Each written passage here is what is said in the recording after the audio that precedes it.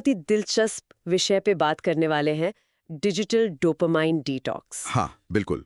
और हमारी बातचीत का आधार है एक लेख, डिजिटल डोपामाइन डिटॉक्स, मन की शांति, जिसमें एक पर्सनल एक्सपीरियंस शेयर किया गया है। है ना? हाँ, उसी पर आधारित है। और इसका जो मूल आइडिया है वो ये समझना है कि कैसे आजकल हम लगातार डिजिटल दुनिया से घिरे हुए हैं। मतलब जैसे फोन के नोटिफिकेशंस। हाँ, नोटिफिकेशंस, वो सोशल मीडिया पे रील्स स्क्रॉल करते रहना, नेटफ्लिक्स देखना।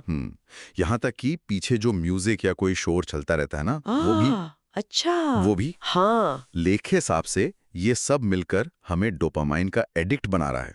मतलब उसकी लत लग रही है। तो ये सिर्फ सोशल मीडिया की लत नहीं हुई, ये कुछ और है। नहीं, ये उससे ज्यादा गहरा है।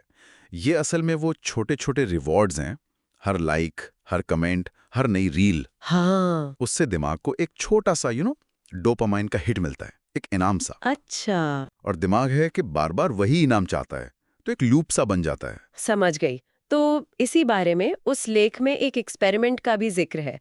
कोई 24 घंटे वाला ब्रेक? हाँ बिल्कुल, 24 घंटे का कंप्लीट डिजिटल ब्रेक। कंप्लीट मतलब कोई फोन नहीं, कोई नेटफ्लिक्स नहीं, यूट्यूब नहीं, यहाँ तक कि म्यूजिक भी नहीं, कोई स्क्रीन नहीं, कोई बाहरी डिजिटल शोर नहीं। अरे बाप रे, ये तो सुनने में ही बड़ा मुश्किल लग रहा है। हाँ, है तो चुनौतीपूर्ण। तो कैसा बताया गया उस अनुभव को? शुरू में कैसा लगा? देखिए, जैसा बताया गया है, शुरू के कुछ घंटे तो बहुत ही मुश्किल थे। हम्म। पहले 3 घंटे तो लगभग बर्दाश्त से बाहर।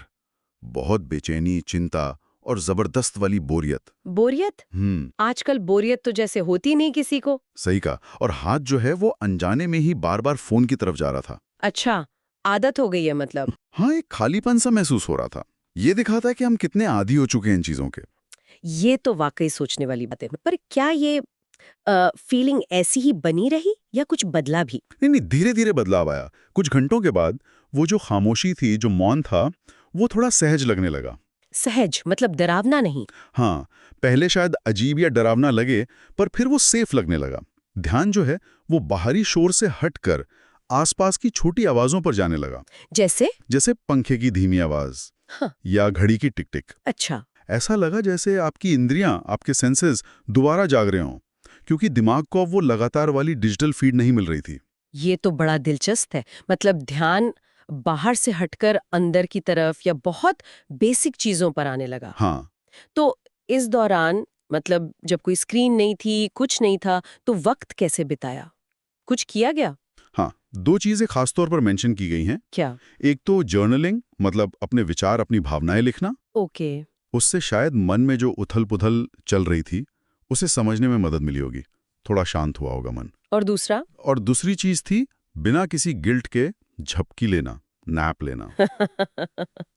बिना गिल्ट के सोना। हाँ, क्योंकि आजकल हम हमेशा कुछ ना कुछ करते रहने के प्रेशर में रहते हैं ना, तो बस यूं ही आराम करना भी एक बड़ी राहत जैसा था। सही बात है, जर्नलिंग और आराम, सिंपल चीजें।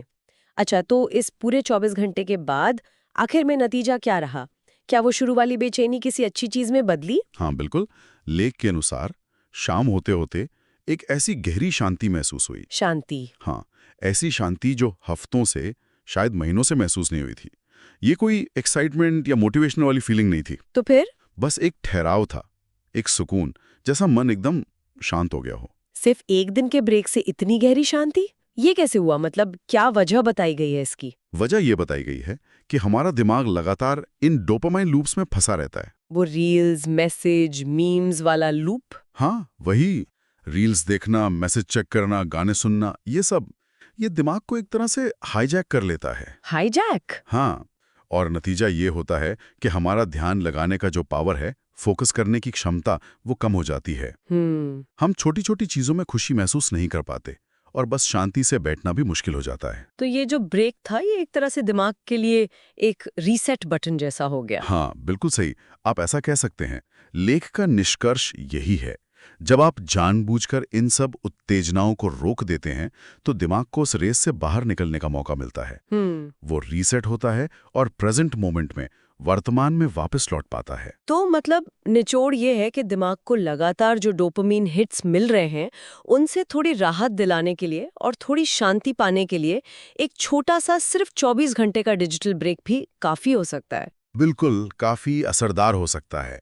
और सबसे अच्छी बात यह है कि इसके लिए कहीं भागने की जरूरत नहीं है। जैसे पहाड़ों पर जाने की। हाँ, वो सब करने की जरूरत नहीं।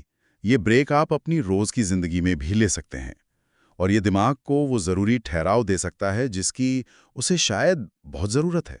आखिर में उस लेख की एक लाइन है जो मुझे बहुत अच्छी लगी, मैं शेयर करना चाहूंगी। हाँ, जरूर।